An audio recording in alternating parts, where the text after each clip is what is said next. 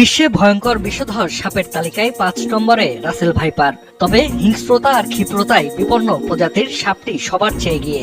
বাংলাদেশে সাপটি চন্দ্রবোরা নামেও পরিচিত। ২ থেকে ৩ ফুট দৈর্ঘ্যের ভয়ঙ্কর সাপটির দেখা মিলছে পাবনার চরাঞ্চলে।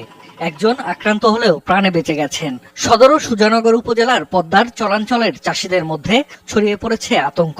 আমার ছোট ভাই কই দাঁড়া যাসনি আমাদের সামনে সাপ হলুদ, কালো, লাল, এই ৩ প্রকারের। এই ধরনের সাপ আমি আগে কখনো দেখিনি। সচেতন করতে নানা উদ্যোগ নিয়েছে জেলা প্রশাসন। কৃষকদের সরবরাহ করা হচ্ছে গামবুট।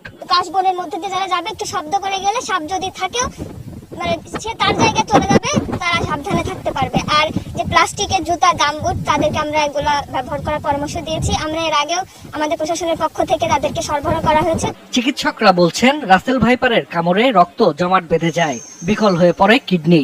আক্রান্ত ব্যক্তিকে সঠিক সময়ে হাসপাতালে আনলে বাঁচানো সম্ভব। পয়জনের যে অংশ তার মধ্যে দুটো জিনিস থাকে প্রধানত। একটাকে বলে হিমোলাইসিন, যাদের কাজ হলো রক্তের কোষ ভেঙে দেওয়া, আর আরেকটা হলো নিউরোটক্সিন, এটা হলো নার্ভাস সিস্টেমকে ডিপেন্ড করে। বাংলাদেশে বরেন্দ্র অঞ্চলে দেখা মেলে রাসেল ভাইপারের। বছরে দুবার ২০ থেকে ৩০টি ডিম দেয় বিষধর সাপটি।